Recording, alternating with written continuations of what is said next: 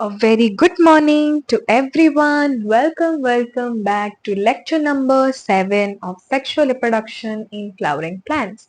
So, without wasting any time, let's discuss all the kind of cases जो मैंने आपको autogamy, geitonogamy, xenogamy, self pollination, cross pollination पढ़ाया है, वो बहुत मेसी हो गया है, ठीक है? तो उसके मोर क्लैरिफिकेशन के लिए मैंने इस वाले वीडियो लाई हूँ और ये जो वीडियो होने वाला है वो डिटेल लेक्चर है, ठीक है? Detail lecture of the self pollination and cross pollination and after this you will have no doubt, crystal clear everything. Okay, तो देखिए ये है केस 1 जहां पे मोनोशियस प्लांट बाइसेक्सुअल फ्लावर है। वहां पे कौन से 3 तरीके का जो पॉलिनेशन है, कौन से ऑकर होगा, कौन से नहीं होगा। मोनोशियस प्लांट बाइसेक्सुअल फ्लावर मतलब क्या है? Have both male and female reproductive structure in same plants, that is already mentioned, understood. उसमें एग्जाम्पल है आपका potato, mustard, China rose and all 3 pollinations are possible, ठीक है? All 3 pollinations are possible. Case 2, monoecious plant unisexual flower. Unisexual flower है इसीलिए auto is not possible. Autogamy का definition याद करो, पहले वाले क्लासेस में मैंने क्या लिखा था? सेम प्लांट सेम फ्लावर, इसीलिए auto not possible, but geito and xeno both are possible. And most important example is castor and coconut. Understood? These are PYQ. And the third most important is dioecious plant. इसमें से NEET में बहुत बार PYQ आ चुका है, boards में भी बहुत important है ये क्वेश्चंस। एंड इसमें जो डायोशियस प्लांट है, कौन, इसका डेफिनेशन क्या है? Plant which contain only male और female reproductive structure in its flower, और वर्ड इज वेरी इंपॉर्टेंट। इसमें क्या होगा? Xenogamy is possible, that is cross pollination. Auto and Gito is not possible. Example date palm and papaya underline कर लो, जहां पर भी आप ये मेंशन हो रहा है, लिख रहे हो, कुछ भी शॉर्ट नोट बना रहे हो, उसमें पपेया को PYQ मतलब लिख के और अंडरलाइन करके छोड़ो, क्योंकि पपेया इज वेरी इंपॉर्टेंट। सालों सालों तक क्वेश्चंस आते हैं पपेया पे, ठीक है? So now I've written some conditions for cell pollination and cross pollination. जल्दी जल्दी लिख, मतलब लिख लो ये सब, ठीक है? जस्ट शॉर्ट नोट की तरह देखो मैंने क्या लिखा है। सेल्फ पॉलिनेशन में कंडीशन ये होना चाहिए कि बाइसेक्सुअल फ्लावर हो, सेल्फ कर रहे हैं ना pollination, pollen release and stigma receptive होना, वो सिंक्रोनाइज्ड हो। सिंक्रोनाइज्ड मतलब क्या? सेम टाइम पर होना चाहिए, ठीक है? Anther and stigma are quite close and here a new term, ठीक है? जो पहले से बेसिक से पढ़ रहे हैं, नया बच्चे हैं, उनके लिए न्यू टर्म्स है चेस्मोगैमस एंड क्लिस्टोगैमस। क्लिस्टोगैमस है प्लांट विच नेवर ओपन्स।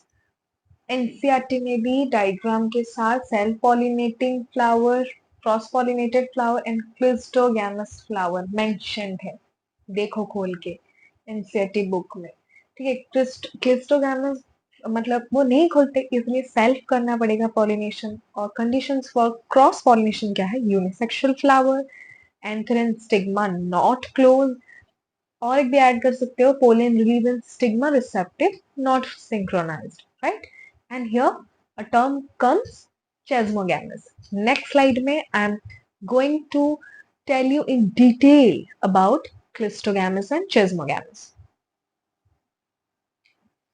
तो देखिए मैंने इस स्लाइड पर फिर से डिस्क्राइब किया है अच्छे से चेस्मोगैमस एंड क्लिस्टोगैमस फ्लावर के बारे में, ठीक है?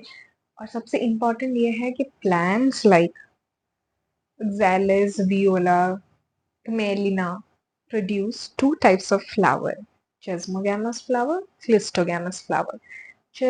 चेस्मोगैमस जो होता है उनके एक्सपोज्ड एंथर स्टिग्मा होता है, तो उनका क्रॉस पॉलिनेशन पॉसिबल है। पर जो क्लिस्टोगैमस है वो क्या है? Do not open it all, so they produce assured seed set, ठीक है? अश्योर्ड है जो, ठीक है? विदाउट पॉलिनेटिंग एजेंट है, क्योंकि खुल तो नहीं रहा कुछ, तो पॉलिनेटिंग एजेंट भी नहीं है। Inbreeding depression is the most important. ये इतना भी एडवांटेजेस नहीं है और इनका कोई अच्छा एडवांटेज नहीं है। इनवेरिएबली ऑटोगैमस मतलब cross pollination not at all possible. ठीक है, इतना ही है चेस्मोगैमस क्लिस्टोगैमस के बारे में।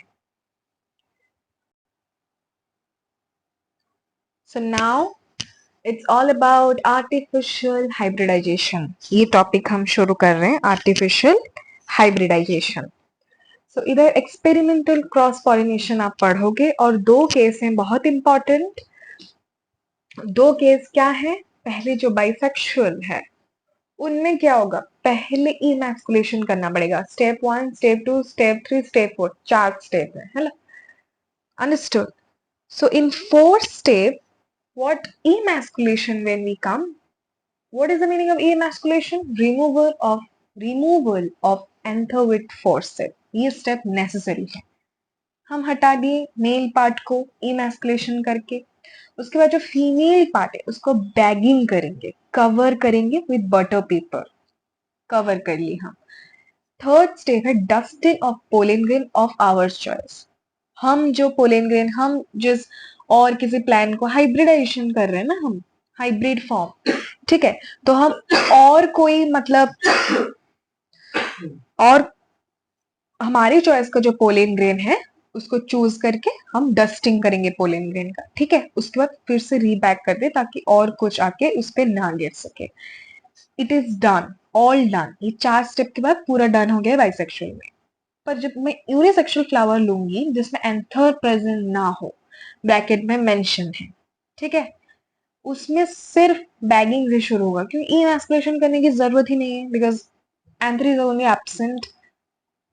सो when anther is absent, no need of emasculation. Emasculation नहीं करेंगे तो बैगिंग से शुरू करेंगे। Bagging, dusting, rebagging, this much. So finally we are done with today's lecture. तो बहुत कम टाइम में मैंने कंप्लीट किया ये वाला। आप देख लेना, सारे इंपॉर्टेंट पॉइंट्स कवर है। और नेक्स्ट क्लास से मैं एजेंट्स ऑफ पॉलिनेशन पढ़ाऊंगी, बहुत इंटरेस्टिंग है। So for today, thank you all, love you guys. If you like my video, please share, like and subscribe to my YouTube channel Sam Passion. Love you guys. Bye.